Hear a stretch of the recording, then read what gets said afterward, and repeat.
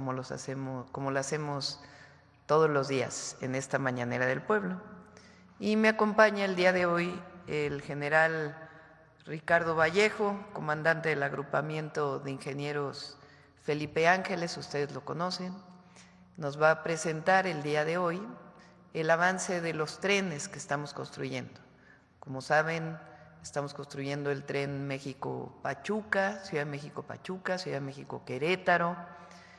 En el caso del tren del Golfo, es de Ciudad de México hasta Nuevo Laredo, y nuestro objetivo es llegar por el Pacífico hasta Nogales. Y por otro lado, el tren de carga del Tren Maya. Y como siempre nos ayudan mucho los ingenieros militares, de lo mejor, si no es que lo mejor que tenemos en nuestro país. Muchas gracias, general. Antes de iniciar la conferencia y por los hechos ocurridos ayer en la Ciudad de México, a la jefa de gobierno, a Clara Brugada, que sepa que no está sola. El día de ayer estuve unos minutos con ella estuvo aquí en Palacio Nacional, estuvimos platicando, abrazándola, y que sepa que no está sola, que el gobierno de la ciudad no está solo y el pueblo de la Ciudad de México tampoco está solo. Estamos trabajando conjuntamente y está trabajando junto con el Gabinete de Seguridad del Gobierno de la Ciudad de México, de la Fiscalía General de Justicia de la Ciudad de México, de la Secretaría de Seguridad Ciudadana de la Ciudad de México, todo el Gabinete de Seguridad, para esclarecer los hechos, llegar a la verdad y a la justicia, como es nuestra política en todos los casos en el país. Bueno, vamos a iniciar con la presentación del general Vallejo y después tomamos sus preguntas. Adelante, general. Con permiso, señora presidenta. Hola, muy buenos días a todas y a todos, allá en sus casas y en sus lugares de trabajo. Es un honor estar aquí y poderles informar con entusiasmo que los proyectos ferroviarios prioritarios de la actual administración ya están en marcha. En el marco de estos 3.993 kilómetros por construir, la Defensa continúa participando coordinadamente con el resto de las dependencias del Ejecutivo Federal, sobre todo con la Secretaría de Infraestructura, Comunicaciones y Transportes y su Agencia Reguladora de Transporte Ferroviario, en los trabajos de proyecto y construcción de estos tramos ferroviarios, que como ya lo precisó la señora presidenta, se trata en esta primera fase, de acuerdo a la planeación estratégica, de 4. Vamos a construir el Aeropuerto Internacional Felipe Ángeles Pachuca, con un tramo de 57 kilómetros, el tramo Ciudad de México-Querétaro de 226 kilómetros, el tramo de Querétaro a Irapuato y el tramo de Saltillo a Nuevo Laredo. En el caso particular, los 2 primeros tramos estarán a cargo de ingenieros del Ejército y los siguientes 2 serán licitados por la Secretaría de Infraestructura, Comunicaciones y Transportes. Empezamos con el tramo Aeropuerto Felipe Ángeles Pachuca. Este tramo ferroviario tiene una longitud de, ya lo hemos mencionado, 57 kilómetros de vías férreas dobles electrificadas para velocidades de 120 kilómetros por hora. El reto de infraestructura a construir, que ya inició, es realizar 2 viaductos elevados ferroviarios que tienen en total 6 kilómetros de longitud, 4 subestaciones eléctricas importantes para alimentar con energía eléctrica la catenaria que a su vez mueve el tren. Vamos a realizar 51 kilómetros de cortes y terraplenes fundamentalmente para estas 2 vías electrificadas y evidentemente la estructura de catenaria para la energización del tren. Se tienen contemplados inicialmente 8 estaciones y paraderos en este tramo. Siguiente, por favor. Los avances de trabajos. Bueno, es menester hacerles saber que desde el 1 de abril se emitió ya el resolutivo a la autorización de impacto ambiental de este proyecto, lo que nos permite ya estar trabajando en el derecho de vía. ¿Qué estamos haciendo actualmente? Estamos realizando trabajos de construcción en el derecho de vía adyacente al ferrocarril de carga que había antiguamente. Ahí correrán las 2 vías de pasajeros. No es convivencia, sino serán vías independientes. Estamos retirando rieles, durmientes de las vías antiguas que había, todavía durmientes de madera, riel de otra calidad y menor capacidad de carga. Estamos despalmando y limpiando para empezar a la construcción de las plataformas donde irán las vías. Ya incluso estamos perforando, bajando acero y colando cimentaciones para los viaductos elevados de esta infraestructura. Y estamos terminando de levantar los campamentos de obra, que son muy importantes porque ahí están las plataformas para los centros de acopio, donde están llegando los suministros estratégicos. Va a llegar durmiente, riel, balasto, elementos de edificación, aparatos de cambio, etcétera. Bueno, actualmente aquí ya tenemos abiertos 10 frentes de construcción y tenemos 3.200 trabajadores activos en esta infraestructura. Por lo que se refiere a la parte arqueológica, ya tenemos el 100% de la prospección arqueológica sobre el derecho de vía existente, lo cual nos da posibilidades de continuar avanzando sin contratiempos. Ahora, ¿qué pasa con el tramo ferroviario de Ciudad de México a Querétaro? Se trata de un importante tramo de 226 kilómetros de vía doble que será para trenes diésel eléctricos para velocidades mayores de 200 kilómetros por hora. Bueno, aquí hay un reto importante de construcción de infraestructura.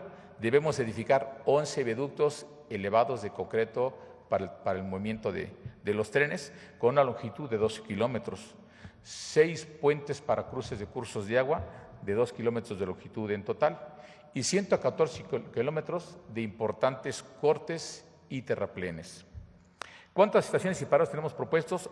Al momento 6, pero conforme van evolucionando los estudios de demanda, vamos ajustando el número. Ya trabajamos en el proyecto coordinadamente con la Agencia Reguladora de Transporte Ferroviario, su mesa de arquitectura, su área de arquitectura, para tener las mejores estaciones.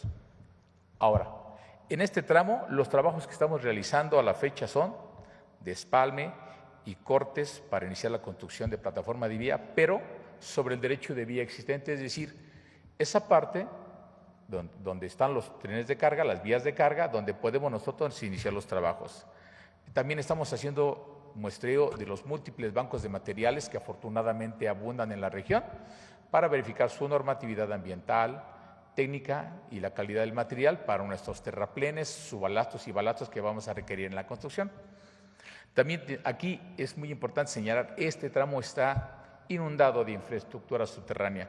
Entonces estamos realizando un minucioso trabajo con Petróleos Mexicanos, con Comisión Federal, con Cenegas, inclusive con la Comisión Nacional del Agua y otras dependencias, para identificar todas las obras inducidas que se van a materializar al construir esta vía férrea. Es importante hacerles saber que el día viernes está considerado que se emita el resolutivo, esperemos que sea favorable, del manifiesto de impacto ambiental que nos permitirá entonces trabajar en el resto del trazo, en los tramos nuevos. En cuanto a la prospección arqueológica, llevamos un 76% de avance, lo que nos permite, como ya lo hemos mencionado, pues seguir avanzando con nuestra maquinaria pesada. Al momento tenemos ya activos 10 frentes de construcción en el tramo Ciudad de México-Querétaro y 1.600 trabajadores que se están incorporando todos los días más y más para los trabajos de construcción. Ahora vamos a hablar del tramo Querétaro-Irapuato. Este tramo ferroviario tiene una longitud de 107, 108 kilómetros, también es de vía doble. Va a ser para trenes diésel eléctricos para velocidades de 200 kilómetros por hora máximas. Hay un reto de infraestructura para la empresa que resulte adjudicada, o las empresas que resulten adjudicadas para la construcción de esta infraestructura. Se deben de construir 11 viaductos elevados para ferroviarios, con una longitud de 16 kilómetros para cruzar las múltiples zonas urbanas que hay en este tramo pequeño, pero densamente poblado y lleno de infraestructura. También estamos contemplando en un proyecto coordinado con la Agencia Reguladora de Transporte Ferroviario y con las autoridades estatales y locales, la construcción de un túnel falso de 2,5 kilómetros de longitud para cruzar la ciudad de Celaya, es decir, por donde estaban las antiguas vías de carga que pasan por el centro de la ciudad, no elevarnos con una infraestructura, sino meternos subterráneos, cruzar la ciudad de forma subterránea, y eso nos va a permitir la construcción de un parque lineal en el centro de la ciudad. También se tienen contemplados 8 puentes para cruces de cursos de agua con una longitud estimada de 6 kilómetros y se contemplan 90 kilómetros de cortes y terraplenes para la construcción de esta vía doble. Inicialmente se tienen, de acuerdo a los estudios de demanda, 6 estaciones y paraderos contemplados en esta localidad. ¿Qué avance se lleva? Como hemos mencionado, en este tramo, Defensa, coordinadamente con la Agencia de Transporte Ferroviario y algunas empresas especializadas para campañas geológicas, geotécnicas, geofísicas, estamos integrando la ingeniería básica, que ya tiene un 70% de avance. La entregaremos puntualmente el 30 de junio, en tiempo para que la Secretaría de Infraestructura, Comunicaciones y Transportes lleve a cabo la licitación pública y estos trabajos pueden empezar en julio. Ahora, por lo que se refiere al tramo de ferroviario de Saltillo a Nuevo Laredo, es el tramo más largo que se inicia en esta primera fase. Tiene una longitud de 394 kilómetros de vía sencilla, igual para trenes diésel eléctricos y velocidades de diseño que se van a poder alcanzar en este tramo de hasta 200 kilómetros por hora. Las empresas que resulten adjudicadas tendrán el reto de construir 12 viaductos elevados ferroviarios para cruzar 12.5 kilómetros elevados, sobre todo sobre zonas urbanas. También se deberán construir alrededor de 100 puentes para cruces de agua y cortes en el terreno. Y se tienen contemplados un gran movimiento de tierras. Habrá que hacer 379 kilómetros de corte y terraplén entre la zona serrana y las planicies. Inicialmente se tienen contempladas 10 estaciones y paraderos en este tramo. En cuanto a la ingeniería básica que estamos desarrollando, prácticamente está terminada. Tenemos un 96%. Estará puntualmente entregada a la Secretaría de Infraestructura, Comunicaciones y Transportes para que continúe con su proceso de licitación pública el día 30 de junio. Ahora, también debemos mencionarles que simultáneamente los ingenieros del Ejército ya estamos trabajando en la construcción de la infraestructura de carga del Tren Maya en la primera fase, con el objeto de complementar el modelo de negocios del Tren Maya y dinamizar el movimiento de mercancías en el sureste del país y la propia península a través de la nueva línea férrea que ya está construida. Inicialmente construiremos los 4 complejos multimodales de carga ferroviaria más importantes del sistema, que son en Palenque, en Pochilá, en Progreso y en Cancún. También estamos iniciando ya la construcción de los ramales ferroviarios de Unucma a Progreso, ahorita lo vamos a explicar, de Pochilá a Mérida y de Pochilá a Unucma. Son casi 70 kilómetros de nuevas líneas férreas, sobre todo para llegar de la zona de capital de Mérida hasta el puerto Progreso, sobre una zona inclusive industrial. Llevamos ya el 96% de ingeniería básica, por lo que ya podemos continuar con los trabajos. Tenemos contemplado un programa de obra de 1 año 6 meses. Iniciamos el día 26 de abril del presente año. ¿Qué es lo que estamos haciendo? El complejo o la terminal multimodal de carga de Palenque es también una terminal de traspaso, donde llegan los trenes de todo el sistema ferroviario nacional para que sean arrastrados por el equipo de Tren Maya. Es muy importante y ya estamos coordinados con la Secretaría de Marina para que muy pronto tengamos la total conexión del sistema ferroviario nacional de la parte norte con el transísmico y con la infraestructura del Tren Maya. Ello nos va a permitir, primero, mover los suministros estratégicos de todas las partes del país, ya por vías férreas, transportarlo hacia los centros de acopio de donde estamos construyendo y probar la viabilidad y facilidad del sistema de carga. Ahora, en la terminal de Pochilá, esta terminal es propiamente una terminal de carga que está al sur de Mérida. De aquí nace la nueva vía férrea, el ramal, que se irá hacia Puerto Progreso y además constituye un importante complejo de carga multimodal para toda la zona de capital del estado de Yucatán. En la terminal Progreso, esta es una nueva terminal que estará un poco al sur del puerto Progreso. Es una terminal muy importante, sobre todo porque además de las mercancías que llegan al puerto, tendrá una terminal de abastecimiento y distribución de combustibles para llevar combustibles a toda la península. Ya también está en construcción. La terminal intermodal de Cancún también ya está en construcción. Esta es la terminal más grande del sistema para la ciudad y puerto de Cancún, y además tendrá una terminal de almacenamiento y distribución de combustibles para alimentar por turbosinoducto al aeropuerto internacional de Cancún. De manera simultánea estamos construyendo estos ramales ferroviarios que, como les dijimos, conectarán la zona de capital Mérida, con el Puerto Progreso y además es importante mencionarlo, estamos trabajando coordinadamente con el gobierno del estado, con los municipios y con la empresa Tren Maya para alinear este proyecto federal con el programa estatal de Renacimiento Maya, de tal manera que estos complejos de carga multimodal de Tren Maya convivan con los espacios de crecimiento, con los polos de desarrollo y bienestar que está llevando a cabo el estado de Yucatán.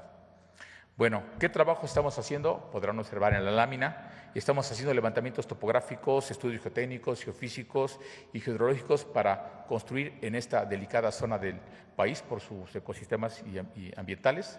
Estamos haciendo despalme y limpieza sobre los caminos de obra por donde se rodarán nuestros materiales, conformando ya las plataformas para los patios de vías que moverán la carga.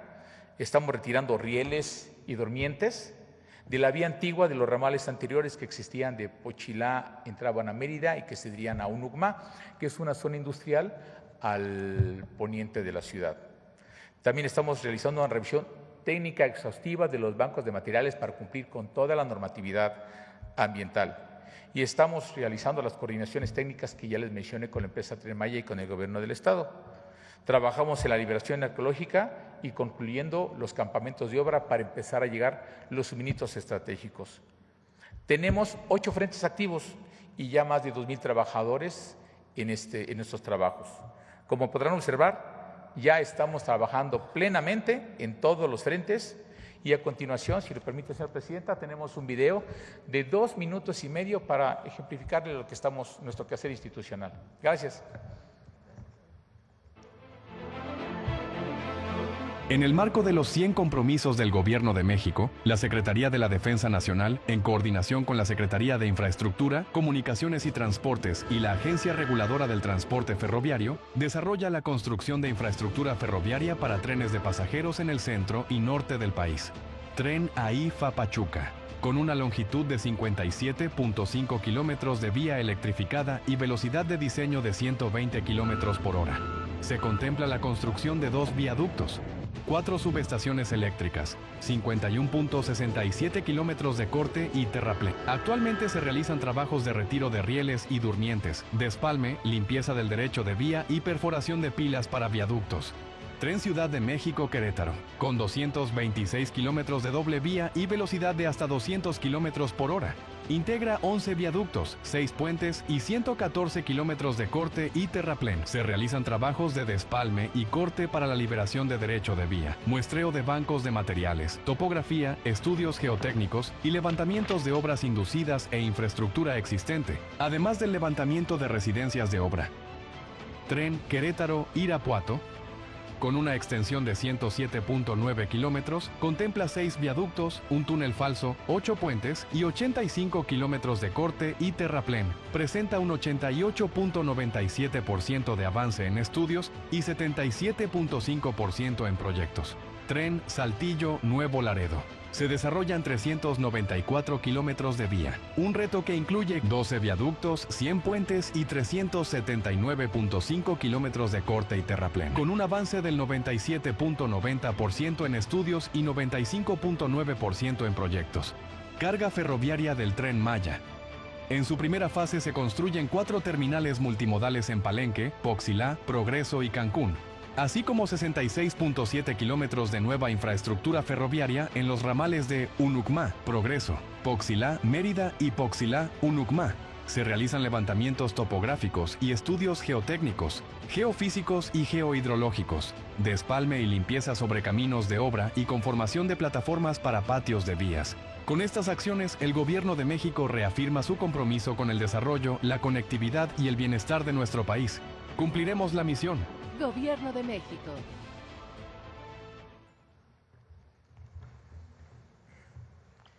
No sé si están los compañeros para poder hacer las preguntas. Adelante. Sí. Quisiera preguntar. A ver, vamos. Ahí está Paulina, ¿verdad? ¿Hay alguna organización, Sí. Paulina, para las preguntas? Sí, Presidenta, si usted le indica, puede continuar Jesús Esteva y Layuz con la presentación o nos vamos directo con las preguntas. Ah, bueno, adelante Jesús y que no pudieron Ok. ya estar aquí, pero están a distancia. Jesús Esteva y Muy bien. después Layuz. Comparten la presentación, por favor. Con su permiso, señora presidenta. A continuación, compartimos la presentación y le cedo la palabra al maestro Layuz. Ya está la presentación. Buenos días, Presidenta, con su permiso. Buenos días a todas y todos. Como saben, el programa general de los nuevos trenes de pasajeros consiste en 4 fases. Y en este 2025, como ya informaba también el general Vallejo, estamos iniciando obras en la primera fase, que son los recorridos Pachuca, Ciudad de México, Querétaro, Saltillo, Nuevo Laredo y Querétaro, Irapuato. La siguiente, por favor. Están presentando. Las características que tienen los trenes es que estamos hablando de trenes interurbanos y regionales, que en sus características de servicio tienen vías dedicadas, es decir, no se comparte la vía con los trenes de carga, aunque se usará para la construcción de nuevas vías parte del derecho de vía adyacente a las vías de carga. Las velocidades máximas están diseñadas a 160, 200 kilómetros por hora, entre 160 y 200 kilómetros por hora. La tracción de los trenes, en el caso de AIFA Pachuca, son trenes de propulsión eléctrica con catenaria. En el caso de los trenes para el resto de los trayectos, son diésel eléctrico. Y tendrán 3 tipos de estaciones: estaciones terminales, estaciones intermedias y paraderos. De esta forma se podrá conectar no solo a ciudades grandes en los recorridos que ya conocemos y que ya mencionamos, sino también a ciudades intermedias e incluso a poblaciones más pequeñas que históricamente se quedaron desconectadas después del proceso de privatización de trenes en los años 90. ¿Que sigue, por favor? La forma en la que hemos estado trabajando por instrucciones de la Presidenta de la República es que la Secretaría de la Defensa, a través del agrupamiento de ingenieros Felipe Ángeles, inició la obra en marzo del tren AIFA Pachuca en coordinación con la Agencia Regular de Transporte Ferroviario y otras instancias de gobierno, y también en abril inició los trabajos de Ciudad de México a Querétaro. En el caso de los tramos Querétaro, Irapuato y Saltillo, Monterrey, Nuevo Laredo, tenemos el objetivo de iniciar las obras en julio de este año. La que sigue, por favor. En este momento, la estimación preliminar de demanda que tenemos para Querétaro y Irapuato es de alrededor de 4 millones de viajes anuales. Esto se irá precisando con la finalización de los estudios en estos días. También están en proceso los estudios ambientales y las exenciones sobre el derecho de vía existente, es decir, estamos en zonas que ya fueron impactadas, ya hay un derecho de vía, entonces es donde no se requiere propiamente un manifiesto de impacto ambiental. Sin embargo, también estamos haciendo los estudios para el manifiesto de impacto ambiental en todas las zonas donde no vamos al derecho de vía. Y ya como lo comentaba el general Vallejo, están finalizando los estudios de ingeniería básica de la totalidad del recorrido. Esto es importante porque la Secretaría de la Defensa, a través del agrupamiento, nos ha estado haciendo entregas de ingeniería básica, lo cual nos permitió el 19 de mayo, es decir, el día lunes de esta semana, hacer ya la convocatoria de licitación en Compras MX para que las empresas puedan revisar las características de la licitación que estamos publicando.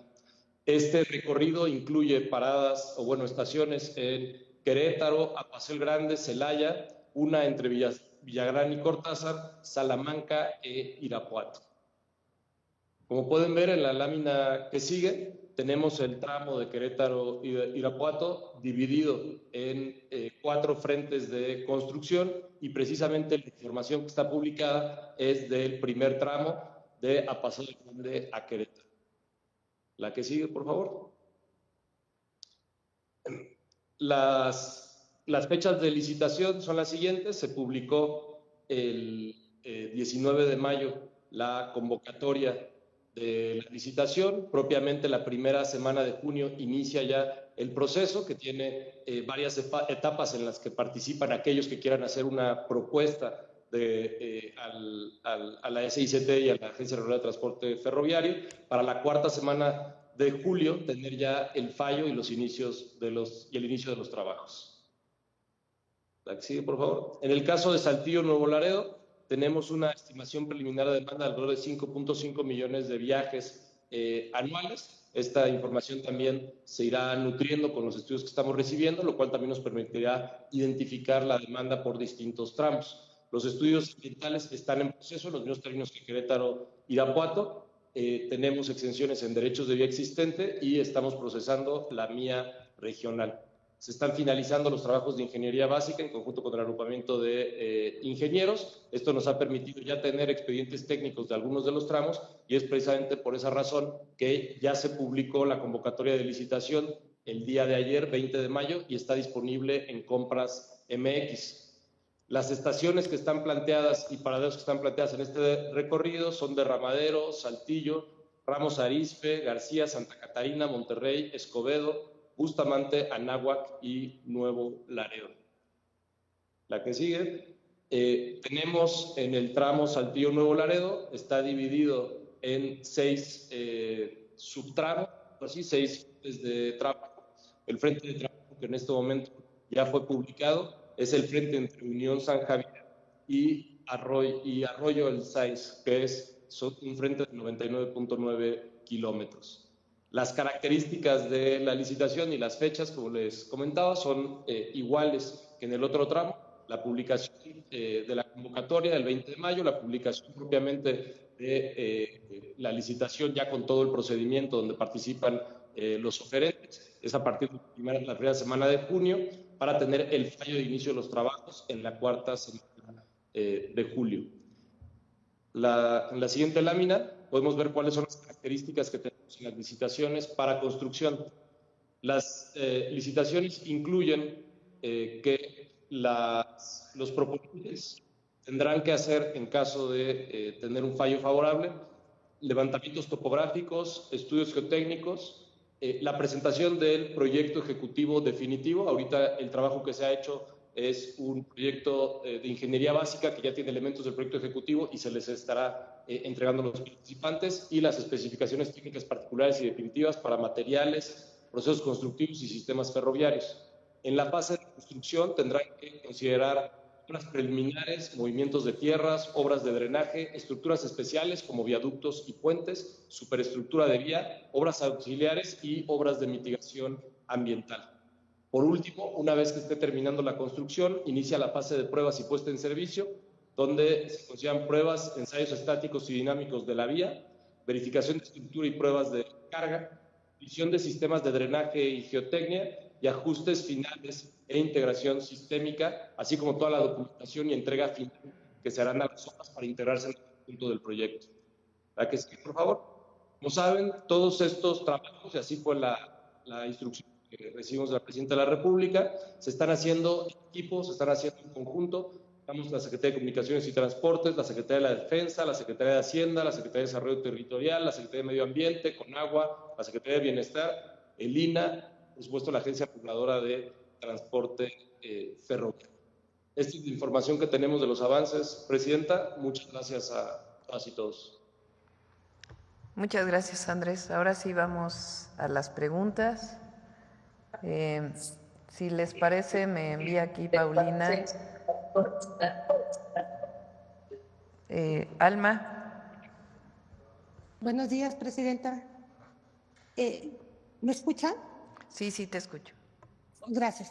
Quisiera preguntarle, bueno, ahorita nos amanecimos con esta manifestación, este cerco en torno a Palacio, es una medida de presión para tratar de acelerar el diálogo al que se supone está convocado para el viernes con usted. ¿Qué les responde a los maestros? Hay diálogo. El día de ayer se reunieron con Secretaría de Gobernación, la propia secretaria estuvo ahí, el secretario de Educación Pública estuvo también presente y su equipo estuvieron trabajando con ellos. También estuvo la Secretaría de Hacienda presente a través del área de pensiones. Entonces hay diálogo permanente, nunca nos hemos cerrado al diálogo, y lo que planteamos es que la posibilidad de que nos reunamos el viernes. Entonces no vemos por qué cerrar las puertas de Palacio cuando está el diálogo puesto. Es decir, para eso hay un gabinete, no todo se tiene que resolver con la presidenta. La presidenta está en contacto con su gabinete, los están recibiendo los propios secretarios de Estado. Y hay comunicación, ya hay diálogo permanente, lo ha habido ahora y lo ha habido siempre. Entonces, esa es la respuesta. ¿Qué llamado les hace a los maestros? Porque pues parece que se está recrudeciendo estas movilizaciones. Nosotros planteamos, es muy importante para todos los maestros de México, 9% de aumento salarial este año y a partir de septiembre 1% más en apoyo a los profesores, a las maestras y los maestros, no a la parte administrativa, 1% más, de tal manera que en septiembre será el 10% de aumento salarial. Por otro lado, hemos hablado del congelamiento de las pensiones para aquellos maestros que están en el 10º transitorio. Desde que estuvo el presidente López Obrador, se hizo el Fondo de Pensiones para el Bienestar, para que todos los maestros que están en cuentas individuales puedan tener una pensión digna, equivalente al salario medio del IMSS. Había maestros que se iban a retirar con 10,000, 5,000, 4,000 pesos, aunque ganaban muchísimo más, y ahora todos los maestros que estén por debajo del salario medio del IMSS se van a retirar con el salario medio del IMSS e incluso algunos con un salario superior. Entonces, a las personas, a los maestros, maestras y todo el personal que tiene ISSSTE o Seguro Social que se retiren con salarios o bueno, con retiros, con ingresos menores al salario medio del IMSS, el Fondo de Pensiones para el Bienestar les va a dar el complemento de manera automática, sin ningún trámite, para que puedan tener un retiro con el salario medio del IMSS. En el caso de cuentas del 10º transitorio, que se llama, hemos planteado el congelamiento de la edad y seguir platicando para ver cómo podemos seguir apoyando. En el caso de la reforma educativa que se echó para atrás con el presidente López Obrador, quedó un esquema que se llama UCICAM, en el que muchísimos maestros no están de acuerdo, la gran mayoría. Entonces, en ese caso lo que hemos planteado es que para sustituir UCICAM nos vayamos a platicar con todas y todos los maestros de México, a la base, para poder saber cómo se va a sustituir, no en foros arriba o en negociaciones arriba, sino preguntándole a todas y todos los maestros de México cuál es la manera en que ellos deciden que sea la promoción. Pero para la movilidad de los maestros, que es el caso de que se quieran mover de una escuela a otra, que tiene muchísimos problemas burocráticos en la actualidad, ahí dimos la posibilidad de que esto cambie por completo y que se tome en cuenta la antigüedad, que es una demanda desde hace mucho tiempo de los maestros, y que se siente con el secretario de Educación Pública para poder determinar, en particular en la situación de la movilidad, cómo queda exactamente. Y además, dado que los maestros de educación básica prácticamente no tenían vacaciones, abrimos una semana más de vacaciones para todas y para todos. Aún hay un grupo de maestros que quieren todavía avanzar más. Lo que hemos dicho es que pues todo depende del presupuesto que se tiene.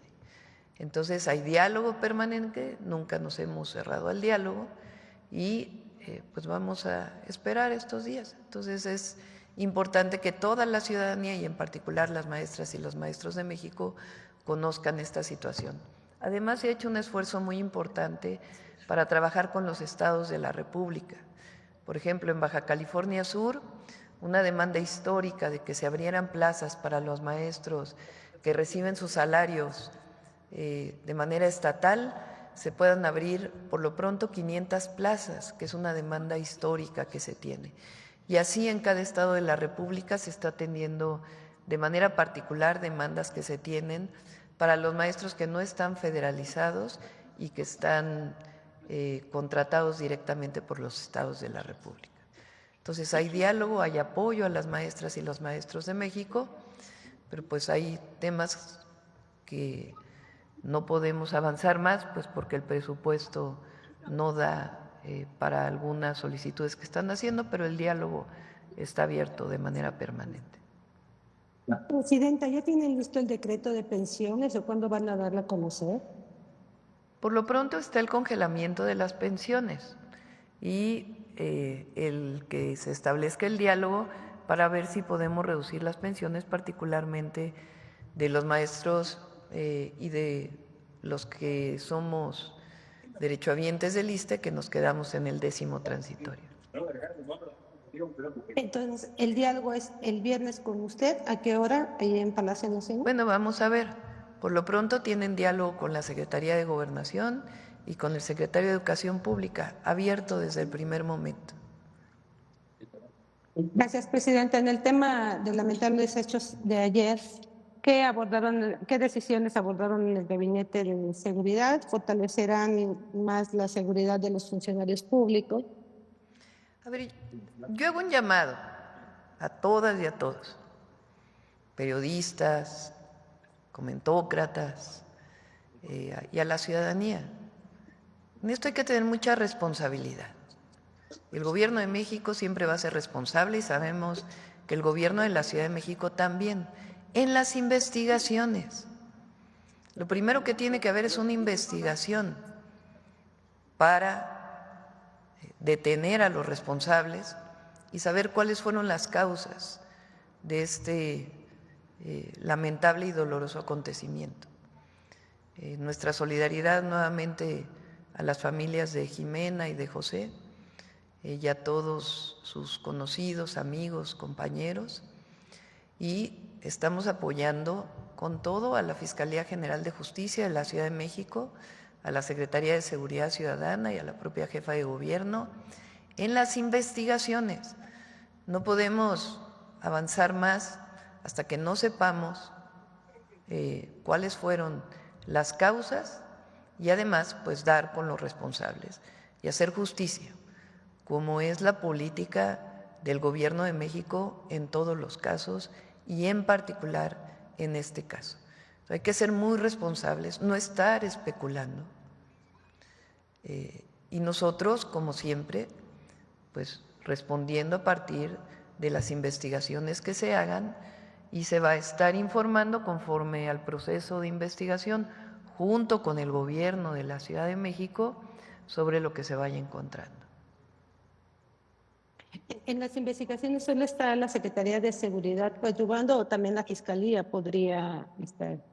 Está la Fiscalía General de Justicia de la Ciudad de México, ellos están llevando el caso y el Gabinete de Seguridad está apoyando en todo lo que requiera la Secretaría de Seguridad Ciudadana, el Gobierno de la Ciudad de México, la Fiscalía General de Justicia y todo el área de investigación e inteligencia está trabajando conjuntamente con ellos para brindarles todo el apoyo que se requiera. Por mi parte, Presidenta, la última pregunta. Ayer el secretario Ebrard anunció que en vez de arancel de 25%, la industria automotriz será de 15%. En otros temas como el arancel y aluminio, ¿hay también avances? En el caso de vehículos, si ustedes recuerdan, había habido una publicación cuando el gobierno de Estados Unidos determinó los aranceles a los vehículos y a las autopartes del mundo entero, no solamente de México, sino del mundo entero, planteó un arancel del 25% al mundo entero. En el caso de los países que somos parte del tratado comercial, las autopartes recientemente fue publicado que tienen 0 aranceles y en el caso de los vehículos se planteó desde entonces un descuento a la parte que es fabricada en los Estados Unidos, dado que hay mucha interrelación en la fabricación de los vehículos entre Canadá, Estados Unidos y México.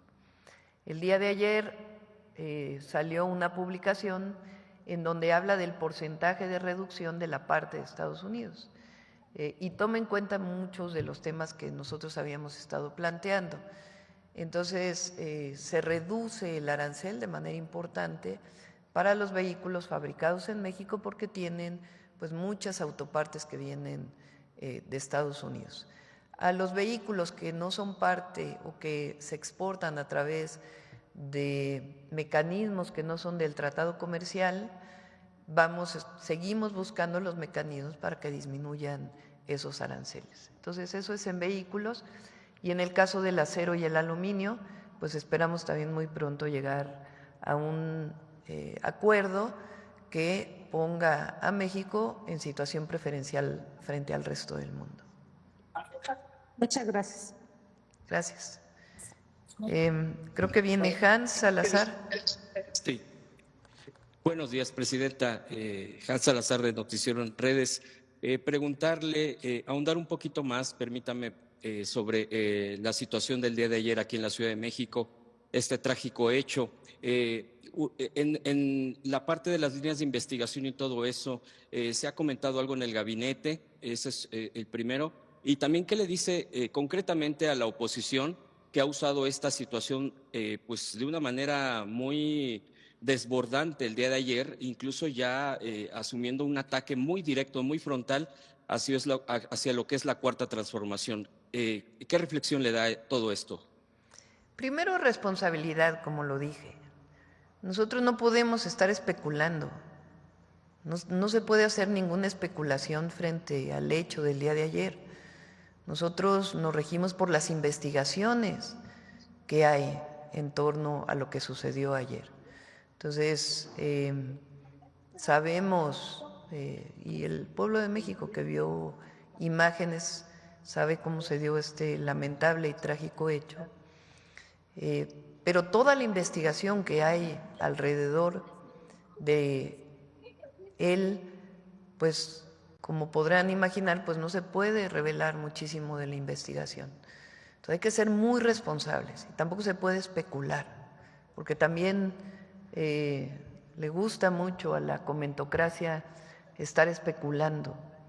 Entonces, lo que llamamos es a la responsabilidad de todas y de todos, y que se espere a las investigaciones y a la información que vamos a estar dando junto con el gobierno de la Ciudad de México, porque esta es una investigación conjunta con las instituciones de la Ciudad de México y nosotros estamos apoyando en todo lo que se necesite.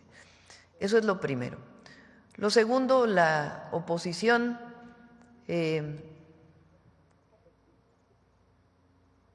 también tienen que ser responsables,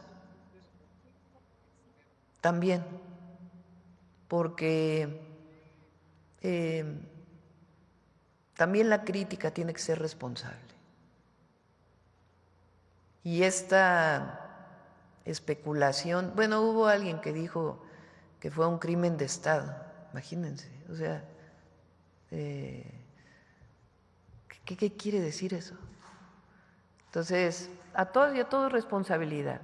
Apoyo, por supuesto, a la jefa de gobierno y a todo el trabajo que realiza, a los habitantes de la ciudad siempre, y responsabilidad.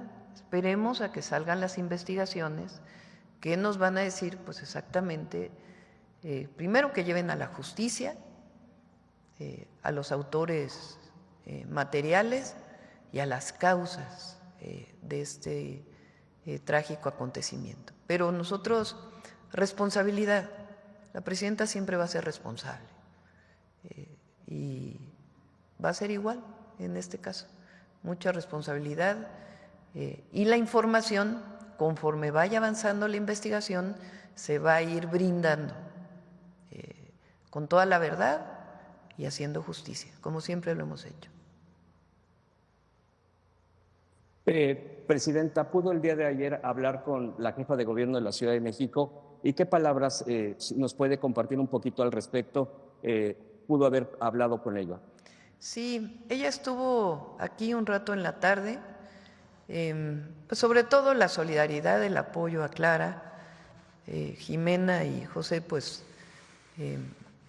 eran muy cercanos a Clara, entonces pues nuestra solidaridad personal siempre a ella, nuestro cariño a las familiares, por supuesto también que sepan que estamos trabajando con Clara para poder llegar a la justicia y que ella sepa que estamos respaldándola en todo lo que ella necesite. Queremos mucho a Clara, llevamos muchos años luchando juntas, junto con muchos otros millones de mexicanos y mexicanas. Y ella tiene el respaldo de la presidenta y del gobierno de México. ¿Qué le diría a la gente, presidenta, en este momento también, que a partir de todas estas cosas, dice, ¿qué pasa con la seguridad? ¿Qué mensaje le daría a la población enfocado al tema de la seguridad? Primero que en este caso vamos a estar informando y a decir cuál es el resultado de la investigación. Eso es muy importante porque no podemos adelantar nada hasta que no se hagan las investigaciones. Y se está trabajando responsablemente con todo el Gabinete de Seguridad apoyando a las investigaciones. Y segundo, el trabajo que estamos realizando desde el primer día que llegamos para construir seguridad y justicia, paz y justicia en nuestro país. Ese es nuestro mandato y así va a ser. Y vamos a seguir avanzando. Nosotros nada nos detiene en cumplirle al pueblo de México en lo que nos comprometimos. Los 100 puntos que nos comprometimos y también en ellos está la construcción de la seguridad y la paz en nuestro país. Por otro lado, presidenta, preguntarle sobre el otorgamiento a su persona como presidenta, la insignia de oro por su liderazgo social. Esto lo está otorgando America's Society a usted por contribuciones excepcionales en nuestro país y es un reconocimiento para usted que, bueno, pues es en el ámbito global, es otro reconocimiento a usted, a su trabajo. Y yo quisiera algún comentario al respecto. ¿Qué palabras tiene por pues este liderazgo que le siguen reconociendo? No es el único. Estamos viendo, la verdad es que muchos reconocimientos, muchos, pues, viendo su liderazgo como presidenta. Este es otro que se suma. Quisiera una reflexión al respecto, presidente. A mí agradezco obviamente los reconocimientos, pero no a mí, sino a nosotros. Lo que nos importa es el respaldo del pueblo. Y para que haya respaldo del pueblo, nunca hay que traicionar al pueblo, hay que estar siempre cerca. Y eso es lo que hacemos todos los días.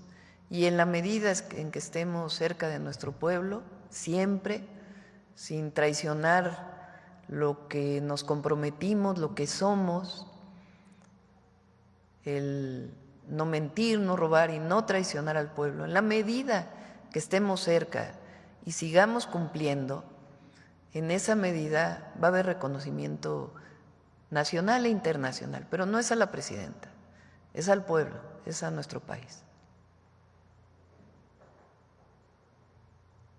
Le agradezco mucho, presidente. Gracias. Excelente día. Bueno, Arturo Páramo. Buenos días, presidenta. Muchas gracias. Y yo quisiera preguntarle, debido a los acontecimientos que están hoy desarrollándose en torno a Palacio Nacional, ¿cómo se va a desarrollar la dinámica de esta jornada y de las siguientes? Porque al menos los manifestantes con los que pudimos pues estar cerca señalan que no se van a retirar. Y por lo que nos comenta la negociación, pues se están realizando, pero no están llegando a lo que parece a ningún acuerdo. Usted nos ha comentado que el presupuesto es limitado, no hay para cubrir todas las demandas que están pidiendo los integrantes de la CENTE. Esto pues parecería que es un callejón sin salida. ¿Usted cómo lo ve y cómo se va a desarrollar la actividad en Palacio Nacional? Porque Entendemos que hoy no pudieron llegar todos los secretarios de Estado a la reunión de gabinete. Obviamente el personal de Hacienda no está laborando. Hay mucha actividad, no solamente es la Presidencia de la República en Palacio Nacional y está hoy, al menos está trastocada la actividad ahí en Palacio Nacional, Presidenta. Sí, nos conectamos por Zoom también con el gabinete, con quienes no pudieron llegar, la mayoría pudieron entrar y los que no pudieron entrar nos conectamos a distancia. Se desarrolló el gabinete de seguridad como todos los días, solo en este caso pues con algunos compañeros que estuvieron a distancia y vamos a seguir trabajando. Nosotros no vamos a caer en ninguna provocación, eso es muy importante. No vamos a reprimir porque no creemos en eso, creemos en el diálogo y vamos a encontrar una salida. Eso es lo que un gobierno de la Cuarta Transformación hace, encontrar salidas a través del diálogo y sin caer en provocaciones. Esa es la manera en que vamos a seguir trabajando y vamos a seguir trabajando todos los días. Gracias. Otro dato también que se dio a conocer ayer en materia económica, presidente, es que bajó la exportación de automóviles de México hacia los Estados Unidos. No sé si tenga algún comentario al respecto y si eso tiene que ver con todos los aranceles que se impusieron desde Estados Unidos. Sí, hemos estado con mucho contacto con las automotrices, tanto los CEO se llaman en inglés, los coordinadores, los ¿cómo se dirá CEO en español? Coordinadores, los gerentes generales a nivel internacional de las automotrices, como a nivel nacional. Recientemente, la semana pasada, me reuní con la Asociación Mexicana de la Industria Automotriz, la mía, y ellos están muy confiados en el papel que está jugando México. Nadie nos ha dicho que va a cambiar la producción de nuestro país a otro lado. Y pues es natural que en el periodo en donde se definían los aranceles, incluso hubo un momento en que se les cobraba 50% de arancel, porque se sumaba el arancel del automóvil más el arancel del acero y aluminio.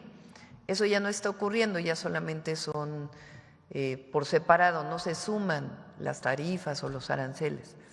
Entonces, naturalmente, en el segundo trimestre, pues hubo espera, no de la producción, pero sí de la exportación. Muchos nos dijeron que ya reanudaron sus exportaciones, dado que ya no tienen el doble arancel, las autopartes se siguen exportando, entonces pues tiene que ver con esta situación. Ahora, una buena noticia es que aumentó la inversión extranjera directa, mañana lo vamos a presentar. Mañana viene el gabinete económico, viene Marcelo a presentar junto con Hacienda, Energía, los polos de bienestar, el concurso de los polos de bienestar, de los primeros, es decir, sigue avanzando el Plan México y ahí también se va a informar pues de la situación económica de México, que es muy buena. Y particularmente, fíjense, dentro de esta situación internacional y aumentó la inversión extranjera directa, o sea que es buena noticia para el país. De igual manera hay que decir que en el primer trimestre aumentaron mucho las exportaciones, porque en el primer mes, que si ustedes recuerdan, a principios de febrero ganamos un mes de pausa de los primeros aranceles que se querían poner a México, y en ese mes se aprovechó para exportar mucho. Entonces aumentaron las exportaciones en marzo y en los siguientes meses pues también, si hacemos el balance, pues estarían más o menos igual que el año pasado, de todos los meses. Muchas gracias, presidenta. Gracias, Arturo. Bueno, está Carlos Navarro. Buenos días a todas y todos. Presidenta, ¿cómo encontrar un punto medio cuando el gobierno plantea un aumento del 9% y por el otro lado plantean un aumento del 100%? ¿Cómo explicarles que los recursos son finitos? Va a haber diálogo. Además, son algunos maestros de algunos estados. La gran mayoría de los maestros de México están dando clase. Entonces, a todos los respetamos, porque nosotros respetamos a todas y a todos los maestros. Entonces, son maestros de algunos estados que están planteando esta situación. Y la única manera de resolver todo es con diálogo. Entonces, está abierta la puerta del diálogo. Siempre va a estar abierta la puerta del diálogo. Ayer se había planteado que había una reunión con usted de parte de los maestros. Sin embargo, pues se toman las acciones de hoy donde manifestantes cierran los distintos accesos. ¿Estaría usted dispuesta a recibirlos en Palacio Nacional o dónde se podría llevar a cabo esta reunión, Presidenta? Pues vamos a esperar. El día de hoy tenían una reunión de nuevo con los secretarios. No es... Normalmente cuando hay una manifestación, una situación así, no eran recibidos en el pasado.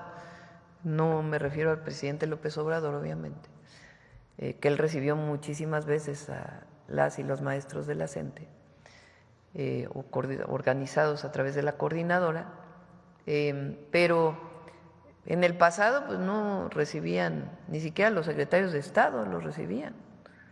Eran servidores públicos, directores generales. Entonces ahora tienen una mesa de trabajo con el secretario de Educación Pública y la secretaria de Gobernación y equipo de la Secretaría de Hacienda. Entonces hay diálogo permanente y no vamos a caer en ninguna provocación. Diálogo es la manera en que se tienen que resolver los problemas laborales, políticos, diálogo. En otro tema, Presidenta, ¿cómo avanza esta negociación? Si ya han entablado conversaciones con otros países como India o algún otro de Latinoamérica para la defensa, para evitar el impuesto del 5% a las remesas desde Estados Unidos. Incluso ayer ya un grupo de senadores se reunió con el embajador de México en Estados Unidos. Sí. Se reunieron con el embajador de México en Estados Unidos y está un grupo de senadores mexicanos de todos los partidos políticos en Washington para reunirse con congresistas y con senadores también. Se espera que esta semana pase por el Congreso, por la Cámara de Representantes y después iría al Senado de la República y nosotros no quitamos el dedo del renglón. Seguimos demandando que se cumpla el convenio que tenemos con Estados Unidos, de que no haya doble pago de nuestros hermanos migrantes en Estados Unidos cuando envían las remesas y que se cumpla el convenio de no discriminación. Entonces vamos a seguir en ello y ya pues poco a poco vamos a ir informando. ¿Tiene contemplado reunirse próximamente con el embajador Ron Johnson para atender justamente este tema que le planteó cuando le entregó las cartas credenciales, Nos Presidenta? reunimos hace unos días y le planteé este tema. Fue receptivo y vio cómo planteó que a ver cómo nos puede ayudar y que también haya comunicación con los congresistas de Estados Unidos. Entonces, digamos, este tema ya fue planteado al embajador. Por último, Presidenta, por los lamentables hechos de ayer y por la magnitud del caso, ¿se visibiliza que la misma Fiscalía General de la República atraiga el caso o confían en que lo mantenga la Fiscalía Capitalina? Confiamos en que lo mantenga la Fiscalía Capitalina. Es una muy buena fiscal y todo el apoyo que requiera. Puede coadyuvar también la Fiscalía General de la República si es necesario, pero confiamos en que se mantenga en la Fiscalía General de Justicia de la Ciudad de México. Muchas gracias. Buen día a todas y todos. Sigue Mara Rivera.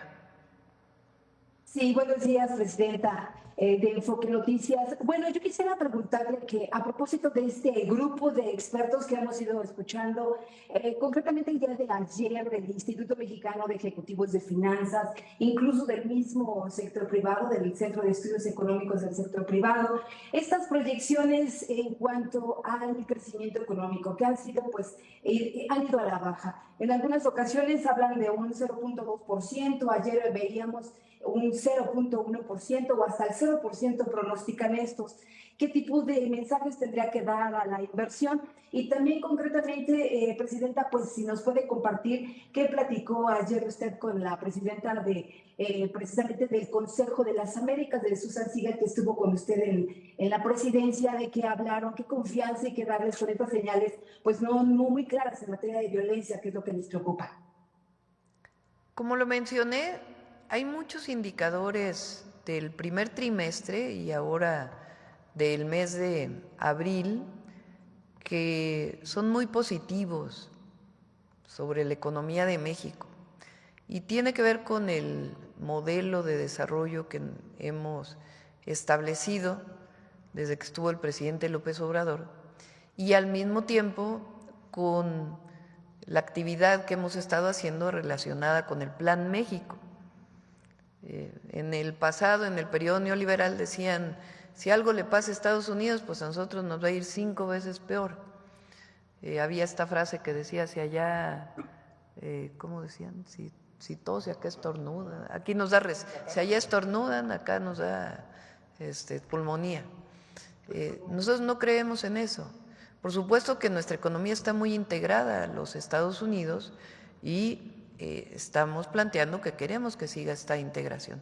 Pero nosotros estamos haciendo nuestra parte con el Plan México, con fortalecer lo que se produce en nuestro país a través de distintos instrumentos que hemos desarrollado, el trabajo de Secretaría de Hacienda, de Secretaría de Economía, de Secretaría de Energía, la obra pública.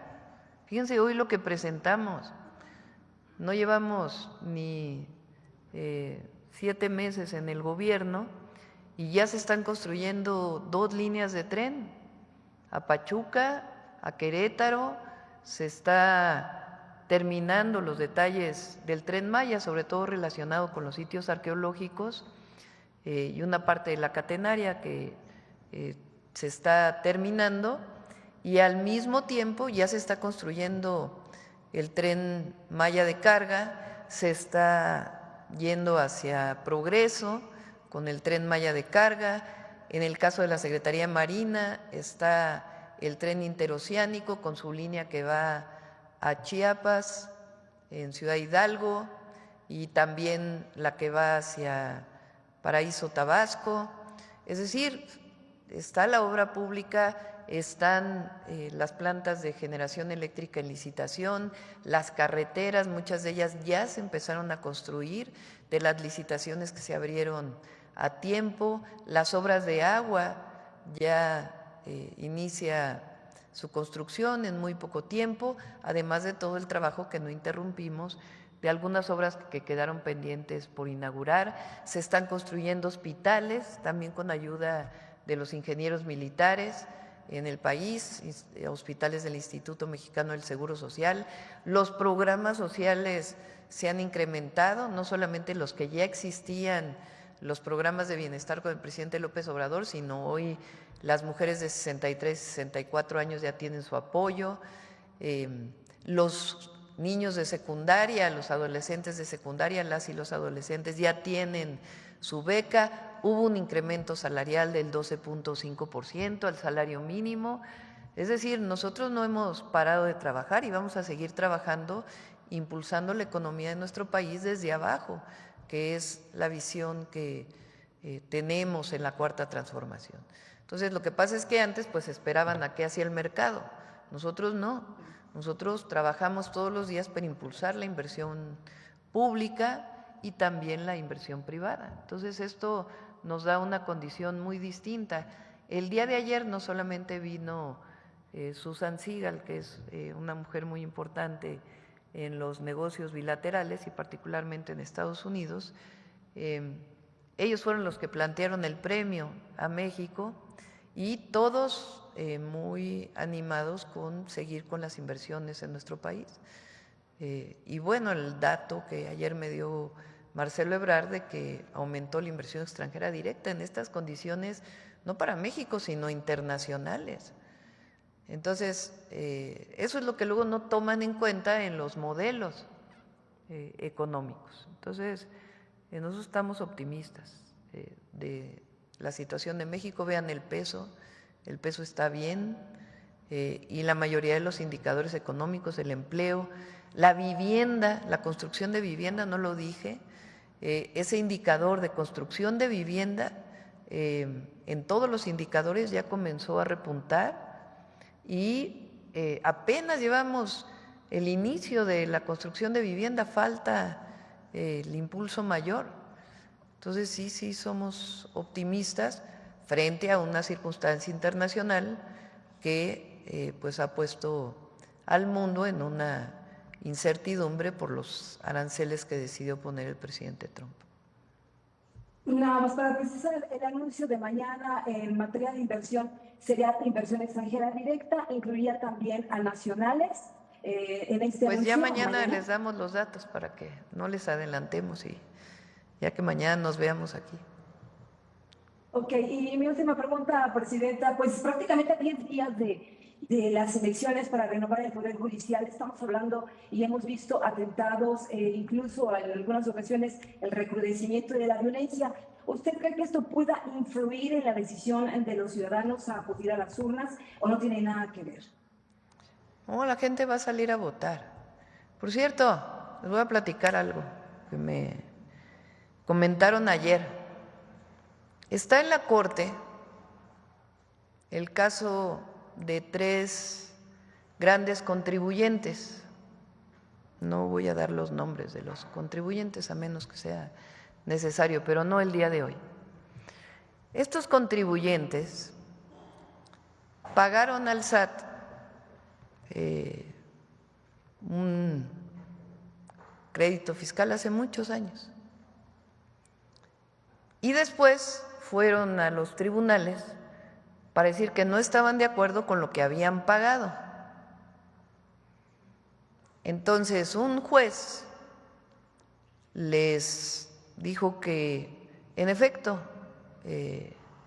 habían pagado algo que no deberían de haber pagado. Primer problema. Pero resulta que estas empresas, grandes contribuyentes, están pidiendo que no solamente se les devuelva el dinero de lo que pagaron, que supuestamente estaba mal, sino que lo quieren con intereses, ese pago, esa reversión del pago ahora quieren intereses, cosa que es ilegal. Ya hay antecedentes de que es irregular, es ilegal, no se puede regresar el recurso con intereses en estos casos.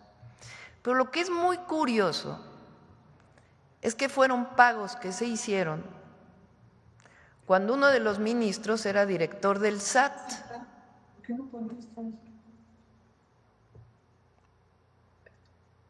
Tiene un nombre compuesto. Cuando ese ministro era director del SAT, se hicieron esos pagos. Y ahora ese ministro quiere resolver que se le regrese con intereses. O sea, conflicto de interés, para empezar. Y segundo, ilegal. Nada más un argumento más de por qué queremos que el Poder Judicial responda a la justicia y no a intereses de unos cuantos. Repito, quieren que el fisco les regrese un pago que hicieron con intereses, cosa que es irregular.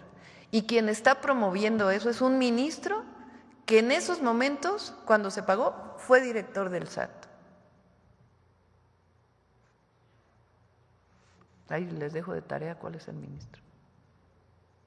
Bueno, solamente también ya un comentario, Presidenta. Habría que reconocer un poquito la campaña a la ciudadanía, porque se está tratando precisamente de utilizar en muchas ocasiones a los comunicadores o a los medios para infundir esta confusión o complejidad del proceso y que por lo tanto, bueno, pues pudiera ponerse en duda la asistencia de la gente porque es muy complejo votar. No creo que vaya a haber problema. La gente va a salir a votar. Y un llamado a todos a votar este 1 de junio, domingo 1 de junio, a votar por el Poder Judicial. Gracias, Presidenta. Bueno, sigue María Versa. Hola, buenos días, Presidenta. Quería preguntarle si el ataque que vimos ayer ha sido el más grave contra funcionarios de la Ciudad de México desde el ataque, por lo menos el atentado que tuvo el ahora secretario federal García Harfuch, que usted era jefa de gobierno en ese momento. Indudablemente, no sé si usted pensó en aquello, ¿hay alguna similitud, hay algún vínculo entre ambos ataques, o por lo menos si se está estudiando, si pueden tener algo que ver uno con otro? Nosotros no especulamos, investigamos a través de las instancias que tienen que hacerlo. Y hasta que no haya investigación, nosotros no podemos dar ninguna hipótesis. Y le pedimos a todas y a todos que tengan esta responsabilidad, que haya las investigaciones, van a ser investigaciones veraces, reales, con análisis científico, que nos permitan llegar a los asesinos materiales y encontrar la causa de este lamentable y trágico hecho que ocurrió el día de ayer en la Ciudad de México. Usted ha dicho, Presidenta, que de momento las investigaciones las tiene la Fiscalía de Ciudad de México. ¿Eso significa que todavía no hay indicios de que puedan estar vinculadas al crimen organizado o eso todavía está abierto, que la Fiscalía Federal pueda asumir?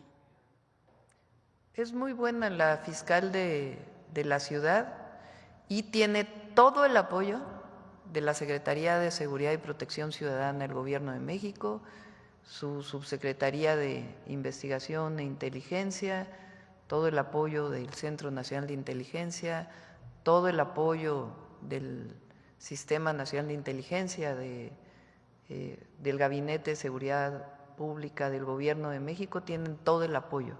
El Secretario de Seguridad Ciudadana de la ciudad y la Fiscal General de Justicia de la Ciudad de México y, por supuesto, la jefa de gobierno. ¿Eso indica que sí, entonces hay algún tipo de indicio de que pudiera ser criminalidad organizada? Aunque todavía usted dice que, lógicamente, hay que esperar a las investigaciones, pero hablo de indicios. Hay que esperar a las investigaciones.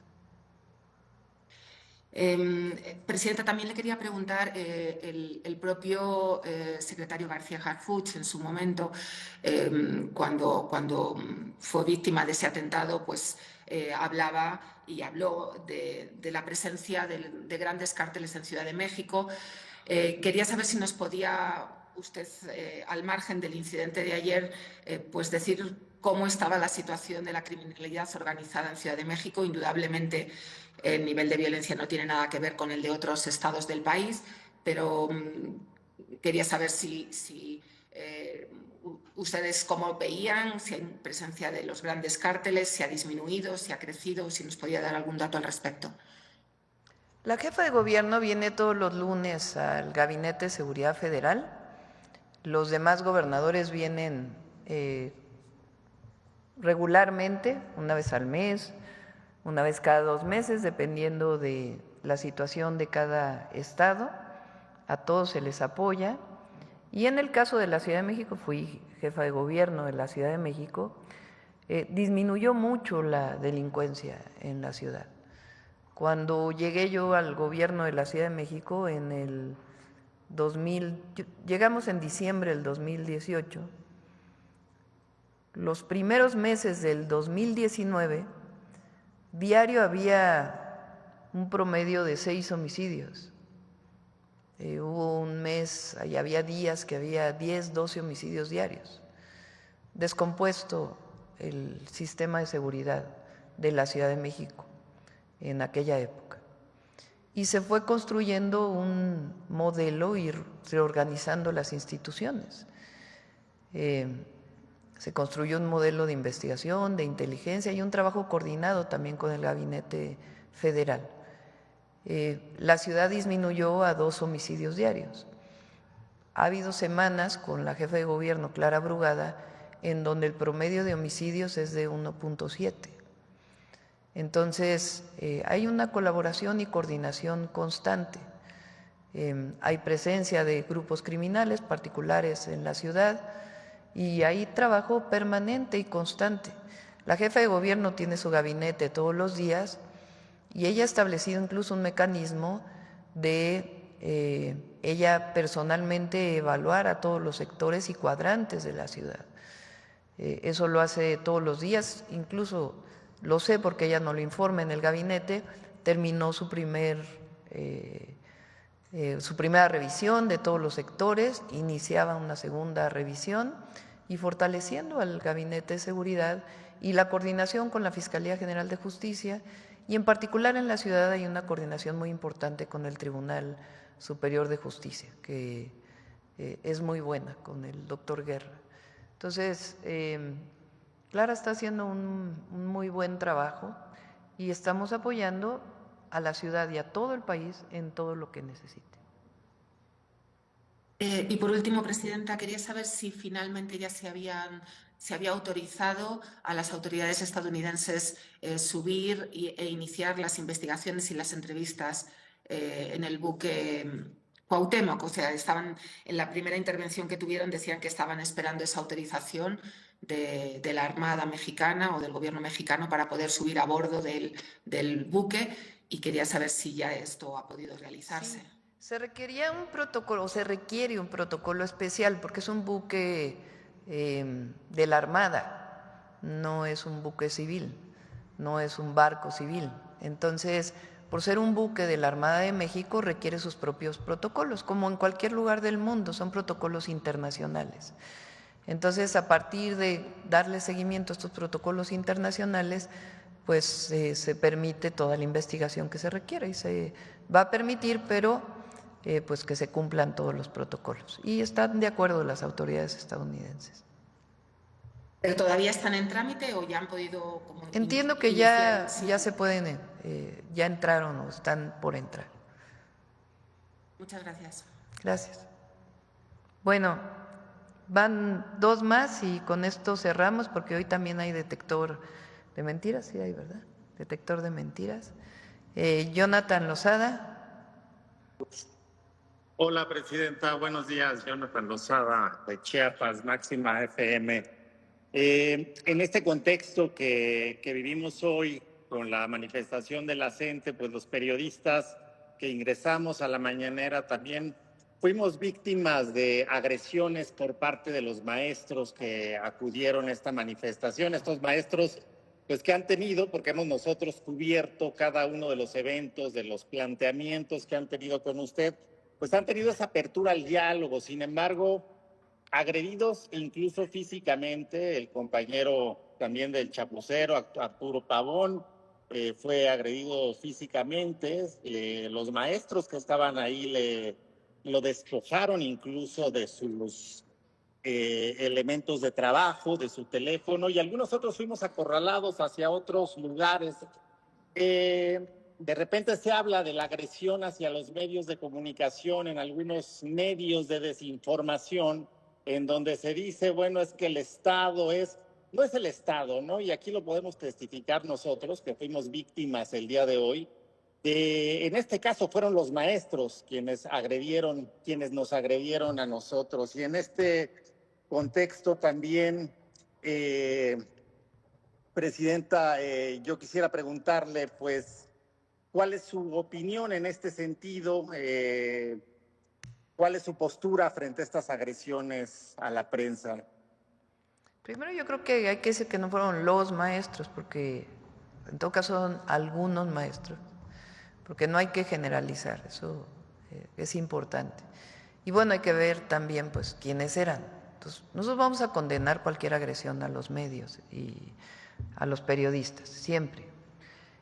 Y siempre vamos a pugnar porque haya manifestaciones, sí, pero pacíficas. Nosotros nos manifestamos durante años, participamos en manifestaciones, en mítines, y siempre fueron pacíficas, no se rompió un solo vidrio y nunca hubo agresión a periodistas.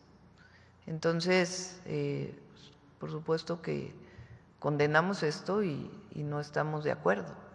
Y ahí, para no generalizar, porque si no fueron personas que decidieron manifestarse afuera de Palacio Nacional, pero no estamos de acuerdo en que haya agresión a nadie.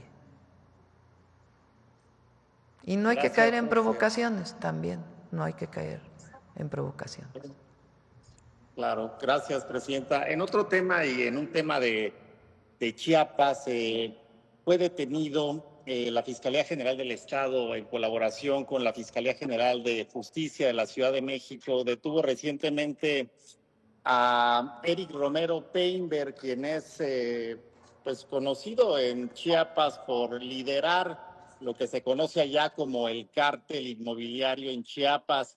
Este personaje llevaba años siendo buscado por la justicia y fue finalmente detenido ayer aquí en la capital del país. Incluso el fiscal del estado ha planteado y ha invitado a la gente que ha sido víctima de este grupo a denunciar y a acudir a la fiscalía. Yo quiero preguntarle, el tema de los cárteles inmobiliarios está un poco en todos lados. Está, bueno, en Ciudad de México muy claro con el líder del PAN, que lideró este cártel en Ciudad de México, bueno, que en ese caso se atreve también a ser líder de un partido político, pero surgen en todos lados, están un poco en todo el país. Parece que trabajar con el tema inmobiliario fue fácil para muchos delincuentes de cuello blanco, fue un esquema en el que fácilmente podían hacer pues toda la estrategia y todos los artilugios para burlar a la ley y burlar también a los ciudadanos. Yo quería preguntarle con relación a este tema, ¿qué medidas de prevención pueden existir por parte del gobierno federal, presidenta, para evitar que estas redes resurjan en otros rincones del país? ¿Y cómo se podría hacer para hacer más eficientes los procesos de fiscalización de desarrollo urbano y la transparencia en los permisos de uso de suelo? Los permisos de uso de suelo los dan los municipios, con excepción de la Ciudad de México, que los permisos de cambio de uso de suelo los da el Congreso de la Ciudad de México. En todo el país quien da esos cambios son los municipios. Nosotros, desde el gobierno del presidente López Obrador, y nosotros lo estamos promoviendo también, es lo que se llama el ordenamiento territorial, para que quede claro y sea público dónde se puede construir, dónde no se puede construir, qué niveles se pueden construir en dónde, qué es equipamiento público, es decir, que el ordenamiento territorial de todos los municipios del país sea público y que se conozca para que no haya irregularidades, y en caso de que haya un cambio de uso de suelo, pues en el caso de los municipios que sea verdaderamente discutido por el Cabildo y que no haya corrupción relacionada con estos cambios de uso de suelo. Y ahí pues todo el apoyo que pueda dar la SEDATU para apoyar a todos los presidentes municipales.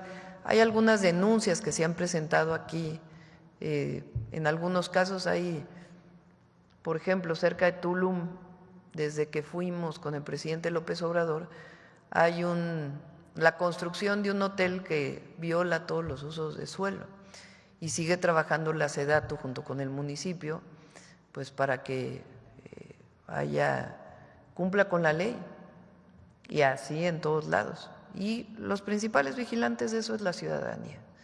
Entonces, que la gente también esté muy pendiente de que se cumpla el uso de suelo y que en su momento, si hay una violación de este uso de suelo, pues que lo manifieste a su municipio.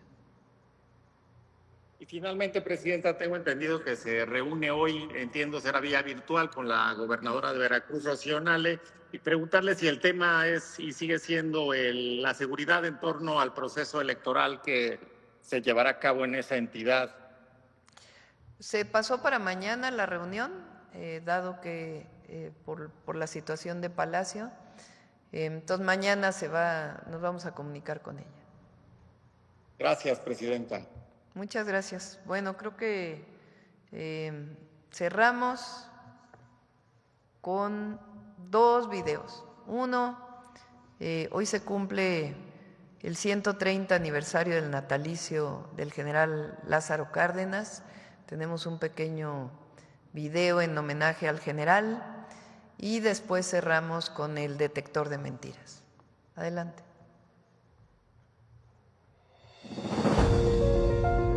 Lázaro Cárdenas del Río ha sido uno de los mejores presidentes que ha tenido México y es uno de los grandes de nuestra patria. El presidente Lázaro Cárdenas aplicó políticas que cambiaron a México, como el reparto de tierras a comunidades indígenas y a campesinos, y la nacionalización del petróleo, que fue un acto histórico de soberanía. El compromiso social del general Cárdenas lo llevó a apoyar las demandas de obreros y campesinos, de las comunidades más desprotegidas, a impulsar la educación socialista y a ser ejemplo de solidaridad en el mundo al recibir como presidente a miles de expulsados por los odios y violencias, entre ellos a los exiliados de la Guerra Civil Española en nuestro país. Lázaro Cárdenas nació hace 130 años, el 21 de mayo de 1895 en Jiquilpan, Michoacán.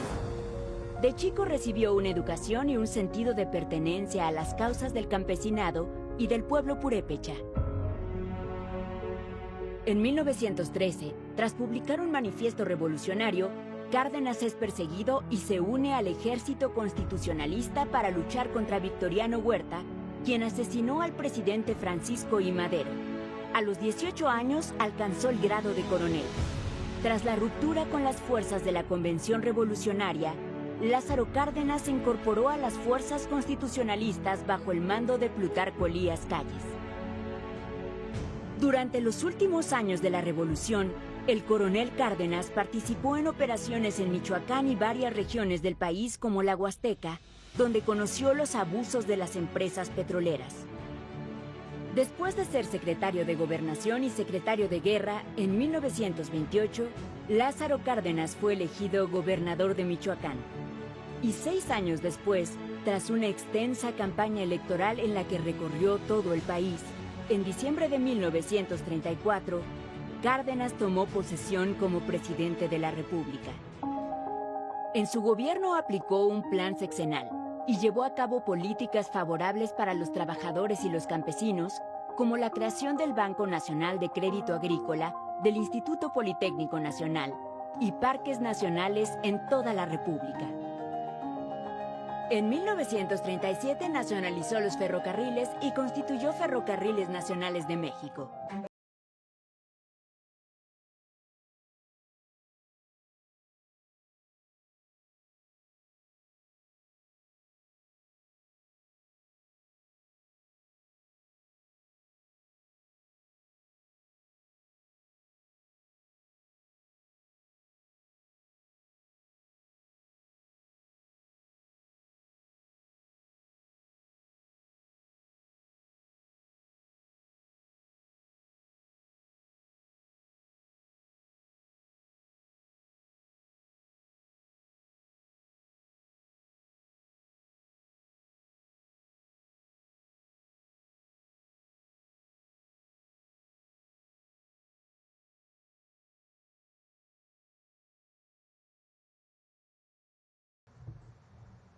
Adelante con el detector de mentiras.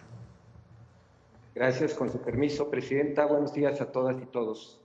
En un intento por atacar al Gobierno de México y desacreditar a la Estrategia Nacional de Seguridad, comentaristas y medios de información continúan repitiendo la mentira de la falsa lista de políticos presuntamente vinculados con el crimen organizado, a pesar de que la existencia de esta lista ha sido desmentida de manera reiterada. Peor aún, utilizan como fuente un reportaje cuyo autor, Tim Golden, admitió no tener los elementos o los detalles de los cuales fueron las acusaciones. Veamos el video del detector de mentiras de esta semana.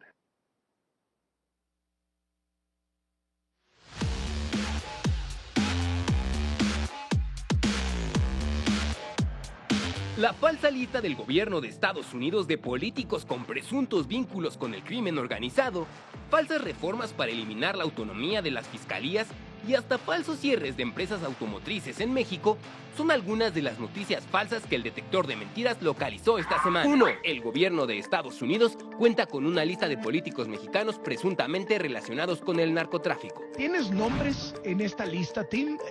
No publicaste nombres, pero no sé si en el transcurso de estos días te han llegado nombres en esta lista. Bueno, yo conozco, me han contado de muchos nombres de... no solo de esta lista, sino también de una lista anterior. ¿Y nos puedes compartir algunos de esos nombres? No creo que... no los comparto porque realmente no tenemos los detalles y es una decisión que pues tomamos en un primer momento por las siguientes razones. No tenemos en todos los casos los elementos o los detalles de cuáles fueron las acusaciones específicas.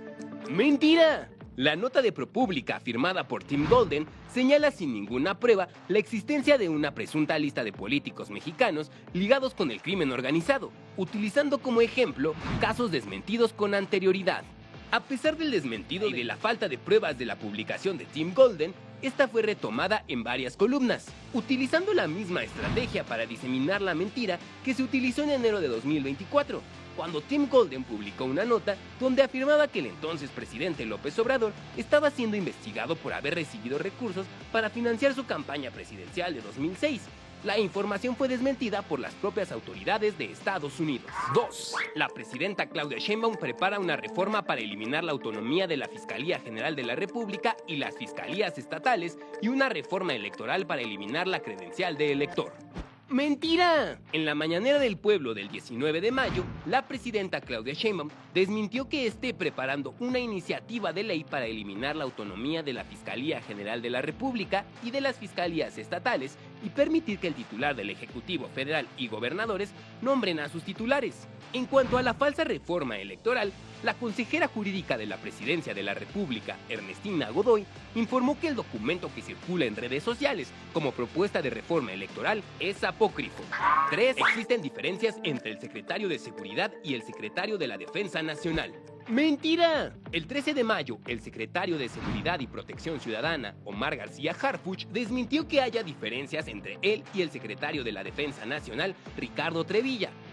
No ha habido una sola diferencia con el general secretario Ricardo Trevilla, todo lo contrario.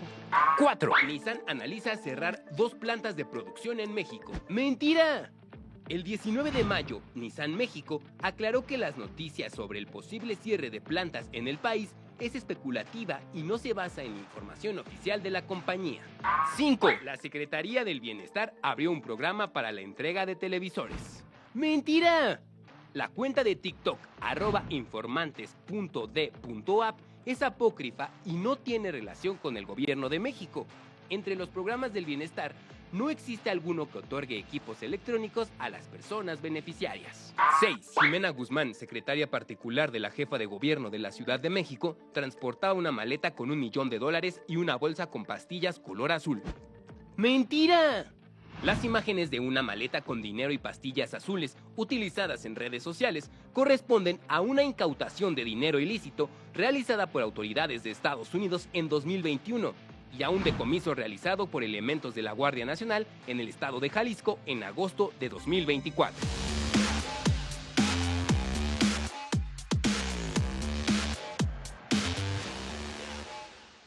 Muchas gracias y hasta la próxima semana, Presidenta.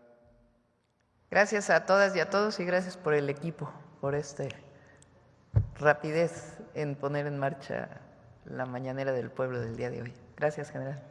Buenos días.